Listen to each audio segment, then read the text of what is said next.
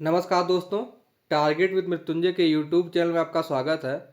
दोस्तों, इस YouTube channel पे प्राचीन इतिहास, मध्यकालीन इतिहास और आधुनिक इतिहास के संपूर्ण पाठ्यक्रम की चर्चा होगी। उसी क्रम में हम लोग प्राचीन इतिहास का अध्ययन कर रहे हैं और प्राचीन इतिहास में हम लोग चर्चा कर रहे हैं इतिहास जानने के स्रोत। तो दोस्तों, हमने लोगों ने पिछले वीडियो में एक पुराण वाला वीडियो बनाया था। जिन लोगों ने नहीं देखा है उसका डिस्क्रिप्शन में लिंक दिया हुआ है, वो लोग वो देख सकते हैं। तो पुराण से रिलेटेड कुछ क्वेश्चन एग्जाम में और पूछे गए हैं। तो दोस्तों, इस वीडियो में उन प्रश्नों की भी चर्चा करेंगे और दोस्तों ये भी जानेंगे जो हिंदू धर्म में जो सत्यनारायण की कथा होती है, प्रेजेंट टाइम लोग पूर्णिमा वगैरह को करवाते हैं, तो ये सत्यनारायण की कथा किस पुराण से ली गई है। और जो लड़कियां जो एकादशी व्रत रहती हैं, एकादशी ये व्रत किस पुराण से लिया गया है, तथा पुराण से रिलेटेड जितने अन्य प्रश्न हैं उनका भी आज पोस्टमार्टम करेंगे। दोस्तों, आपको बताना चाहेंगे कि इस पुराण सेगमेंट से पिछले वीडियो में जो प्रश्नों की चर्चा की गई थी और आज जो प्रश्नों की चर्चा की जा रही है, ये सभी प्रश्न चपरासी, खलासी, assistant professor, SSC, TGT, PGT, UGC net सभी काफ़ी रिसर्च करके ये सभी क्वेश्चन को कंसाइज किया गया है। तो आप लोग बिल्कुल टेंशन ना लीजिए, आपका पुराण से रिलेटेड कोई भी क्वेश्चन नहीं गलत होगा। तो दोस्तों, जो इधर और पुराण से संबंधित प्रश्न एग्जाम में पूछे गए हैं उनकी स्लाइड में चर्चा कर लेते हैं। दोस्तों, सबसे पहले ये जो विविध पुराण है और इनका विवरण में इनमें क्या क्या दिया गया है, ये हम लोगों का आज टॉपिक होगा। ये दोस्तों सीधे सीधे एसएससी या टीजीटी वगैरह छोटे जो एग्जाम होते हैं, वनडे एग्जाम, उनमें सीधे सीधे पूछे जाते हैं। जैसे सबसे बड़ा पुराण कौन है, तो स्कंद पुराण। सबसे प्राचीन पुराण कौन है, मत्स्य पुराण। और सबसे नवीनतम पुराण दोस्तों कौन सा, स्कंद पुराण। तो यहाँ पे आपको क्या याद रखना है कि सबसे बड़ा पुराण और सबसे नवीनतम दोनों स्कंद पुराण है। तो ये आपको याद रखना है। ये तीनों फैक्ट याद करने के साथ साथ दोस्तों, स्कंद पुराण और मत्स्य पुराण और स्कंद पुराण, ये मतलब स्कंद पुराण और मत्स्य पुराण से जो भी अभी तक क्वेश्चन पूछे गए हैं उनकी भी हम लोग अन्य स्लाइड, आगे स्लाइडों में चर्चा करेंगे। और ये भी बताएंगे कि एकादशी का व्रत किस किस पुराण से लिया गया है, सत्यनारायण की कथा किस पुराण से ली गई है और किसमें क्या क्या कहा गया है। तो सबसे पहले हम चर्चा करेंगे कि ब्रह्म पुराण से क्या क्या क्वेश्चन पूछे गए हैं। तो दोस्तों, पहले तो यही क्वेश्चन पूछा जाता है कि पार्वती आख्यान तीर्थों की महिमा महिमा है। उड़ीसा की कोणार्क तीर्थ और सूर्य पूजा का वर्णन कहाँ मिलता है। तो दोस्तों, आपको याद रखना है कि सूर्य पूजा का वर्णन ब्रह्म पुराण में मिलता है। फिर दोस्तों, ये भी प्रश्न पूछा जा चुका है कि सांख्य योग का सविस्तार चर्चा कहाँ की गई है। तो दोस्तों, इसका भी आंसर है ब्रह्म पुराण। दोस्तों, क्वेश्चन कैसे बनेगा कि सूर्य पूजा का वर्णन मिलता है ब्रह्म पुराण, मत्स्य पुराण, स्कंद पुराण, वायु पुराण। तो आंसर क्या होगा, ब्रह्म पुराण। और दोस्तों, जिन लोगों ने पुराण से रिलेटेड जो पिछला वाला वीडियो ना देखा है, वो डिस्क्रिप्शन में लिंक दिया हुआ है, जरूर देखें क्योंकि वो बहुत इंपॉर्टेंट वीडियो है। क्योंकि वो जिन्होंने देखा होगा वो उनके समझ में ज़्यादा आएगा। फिर दोस्तों, वायु पुराण से और क्या क्वेश्चन पूछा गया है, ये भी पूछा जा चुका है। जो अन्य क्वेश्चन पूछे गए हैं उनकी हम पिछले वीडियो में चर्चा कर चुके हैं। तो वायु पुराण से ये भी प्रश्न पूछा जा चुका है कि संगीत और पाशुपत योग का वर्णन कहाँ मिलता है, ये क्वेश्चन पूछा गया था। दोस्तों, पाशुपत योग का वर्णन कहाँ मिलता है, वायु पुराण में। फिर दोस्तों, हम लोग ये देखते हैं कि मार्कंडेय पुराण में कौन कौन से क्वेश्चन अभी तक पूछे जा चुके हैं। पहला तो यही है कि ब्रह्मवादिनी मदलसा का उल्लेख कहाँ है। तो ब्रह्मवादिनी मदलसा का उल्लेख दोस्तों मार्कंडेय पुराण में है। जिन लोगों को ब्रह्मवादिनी ना पता है, तो हम लोग जो अभी वैदिक कल्चर पढ़ेंगे वहाँ पे हम आपको बताएंगे कि ब्रह्मवादिनी क्या होता है। तो आप लोग यहाँ पे ये याद रखिए कि ब्रह्मवादिनी मदलसा का उल्लेख कहाँ है, मार्कंडेय पुराण में। और दोस्तों, ये भी आपको याद रखना है कि दुर्गा सप्तशती इसी पुराण का भाग है। जो दुर्गा सप्तशती सप्तशती लोगों ने सुना हो, वो किसका भाग है, मार्कंडेय पुराण का। ये भी दोस्तों एग्जाम में क्वेश्चन पूछा जा चुका है कि किस पुराण में भारतवर्ष के 7 कुल पर्वतों, उनसे निकलने वाली नदियां तथा जनपदों की सूची दी है। ये भी दोस्तों बहुत इंपॉर्टेंट क्वेश्चन है। तो ये आपको मार्कंडेय पुराण ये भी याद रखना है। दोस्तों, आप लोगों को इस स्लाइड में ये तो याद ही रखने हैं कि सबसे बड़ा, प्राचीन और नवीनतम। और ये जो वन लाइनर क्वेश्चन है ये भी याद रखने हैं। जो लोग इसका स्क्रीनशॉट लेना चाहें वो ले सकते हैं। अब दोस्तों, हम लोग ये वायु पुराण हो चुका है, मार्कंडेय पुराण हो चुका है। अब हम लोग दोस्तों चर्चा करते हैं स्कंद पुराण से क्या क्या प्रश्न पूछे गए हैं। तो ये सबसे पहले तो यही पूछा जाता है कि सबसे बड़ा पुराण निम्नलिखित में से है, स्कंदे पुराण, वायु पुराण, मार्कंडेय पुराण।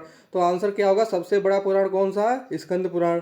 और दोस्तों, ये बहुत इंपॉर्टेंट क्वेश्चन है, ये कई एग्जामों में पूछा जा चुका है कि स्कंद पुराण के ही रेवा खंड है, उसमें ही दोस्तों श्री सत्यनारायण व्रत की कथा दी गई है, जो प्रेजेंट टाइम में भी भारतीय समाज में व्याप्त है, मतलब होती रहती क्या है। तो श्री सत्यनारायण व्रत कथा कहाँ से ली गई है, स्कंद पुराण। तो आप लोगों को ये वेरी वेरी इंपॉर्टेंट क्वेश्चन है। और एकादशी व्रत की कहाँ से लिया गया है, वो हम लोग अगले चर्चा करेंगे अगली स्लाइड में। तो दोस्तों आपको यहाँ पे याद रखना है बड़ा पुराण, सत्यनारायण की कथा, और ये दुर्गा सप्तशती, मदालसा का उल्लेख। तो ये हम लोग, आप जो लोग इसका स्क्रीनशॉट लेना चाहे वो ले सकते हैं। अन्य पुराणों से रिलेटेड दोस्तों क्या क्या क्वेश्चन पूछे गए हैं उनकी भी चर्चा कर लेते हैं। तो ये दोस्तों अग्नि पुराण से रिलेटेड प्रश्न बहुत इंपॉर्टेंट हैं, क्योंकि ये क्लीन बोल्ड हो जाते हैं लोग। तो सबसे पहला तो प्रश्न यही बनता है कि समस्त भारतीय विद्याओं का विश्वकोश किस पुराण को कहा जाता है? तो दोस्तों इसका आंसर होगा अग्नि पुराण। और इसके साथ साथ अग्नि पुराण में ये भी है दोस्तों कि इसमें मंदिर निर्माण कला, राजनीति, व्याकरण, फलित ज्योतिष, योग शास्त्र के 8 अंगों का उल्लेख है। तो ये भी एग्जाम में पूछा जा सकता है। दोस्तों अगला इसमें प्रश्न बन सकता है कि इसमें राजतंत्र के साथ साथ कृषि से संबंधित विवरण किसमें मिलते हैं? तो ये भी अग्नि पुराण में मिलते हैं। दोस्तों ये एक प्रश्न बन सकता है अग्नि पुराण से कि अग्नि पुराण में कौन सी नीति राजधर्म पर प्रकाश डालती है? तो दोस्तों राम नीति। ये वेरी वेरी इंपॉर्टेंट है, क्लीन बोल्ड होने वाला, ये आपको याद रखना है। ये भी वेरी वेरी इंपॉर्टेंट है कि फलित ज्योतिष से संबंधित सर्वाधिक अध्याय किस पुराण में मिलते हैं? तो दोस्तोों अग्नि पुराण। तो दोस्तों अग्नि पुराण से जो प्रश्न पूछे जा चुके हैं या पूछे जा सकते हैं उनके प्रश्नों की हम लोगों ने चर्चा कर ली। अब दोस्तों ये बहुत इंपॉर्टेंट है मत्स्य पुराण। एक तो ये सबसे सर्वाधिक प्राचीन और प्रामाणिक पुराण है। तो एग्जाम में प्रश्न आएगा कि निम्नलिखित में सबसे प्राचीन पुराण कौन सा है? तो उसका आंसर होगा मत्स्य पुराण। और मत्स्य पुराण से ये प्रश्न नीचे भी पूछे जा चुके हैं कि वास्तुशास्त्र के प्राचीन 18 आचार्यों का उल्लेख किसमें मिलता है? तो मत्स्य पुराण में। ब्रह्मक्षत्र परंपरा का उल्लेख किसमें मिलता है? मत्स्य पुराण में। ब्रह्मक्षत्र परंपरा जिन लोगों को पता हो अच्छी बात है, नहीं हम लोग वैदिक कल्चर पढ़ेंगे तो वहाँ ब्रह्मक्षत्र परंपरा बताएंगे, उपनिषद जब उपनिषद पढ़ाएंगे तो वहाँ पे। दोस्तों आपको ये भी याद रखना है कि 16 महादानों मतलब 16 महादानों का प्राचीनतम उल्लेख किस पुराण में मिलता है? मत्स्य पुराण में। ये भी दोस्तों प्रश्न पूछा जा चुका है कि काशी नगरी, काशी के उद्यानों और नर्मदा महात्म्य का उल्लेख किसमें है? ये भी मत्स्य पुराण में। ये वेरी इंपॉर्टेंट प्रश्न है, क्लीन बोल्ड होने वाला। ये आपको बिल्कुल याद रखना है, चाहे ऊपर वाले ये मत्स्य पुराण के सब याद रहे या ना, कि ये आपको याद रखना है कि राजधर्म और सप्तांग सिद्धांत का वर्णन किस पुराण में मिलता है? दोस्तों मत्स्य पुराण में। क्लीन बोल्ड होने वाला क्वेश्चन है। अगला दोस्तों आपको ये भी याद रखना है कि किस पुराण में अनाथ वृद्ध विधवाओं के स्वास्थ्य और वृद्धि का प्रबंध करना राजा का महान धर्म होना चाहिए। मनुष्य को धर्म का अर्जन, अभिवृद्धि की रक्षा करनी चाहिए। ये दोस्तों कहाँ से लिया गया है? ये मत्स्य पुराण से। तो आप लोग ये भी याद रखना है कि वास्तुशास्त्र के 18 प्रचार, ब्रह्मक्षत्र परंपरा, 16 महादान, राजधर्म, सप्तांग सिद्धांत और ये वाला स्टेटमेंट। तो ये सब आपको वेरी वेरी इंपॉर्टेंट क्वेश्चन है, आपको मत्स्य पुराण से क्वेश्चन आपका बाहर नहीं जाएगा। दोस्तों आपको एक मत्स्य पुराण से ये भी याद रखना है, भारत में सोमपुत्र बुध ये गज चिकित्सा के प्रवर्तक थे। तो ये किस पुराण में वर्णित है? मत्स्य पुराण में। एग्जाम में पुस्तक कुछ प्रश्न आएगा कि भारत में सोमपुत्र बुध गज चिकित्सा के प्रवर्तक थे। या दोस्तों ये भी पूछा जा सकता है कि गज चिकित्सा के प्रवर्तक कौन थे? तो उसका आंसर होगा सोमपुत्र बुध।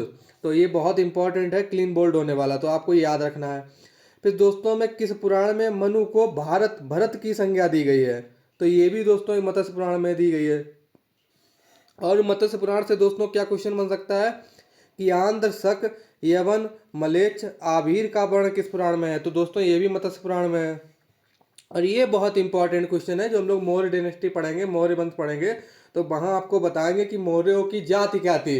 इसको लेके इतिहास में विवाद है, कुछ लोगों ने गीता को कोट किया है, कुछ लोगों ने किसी का तर्क दिया है।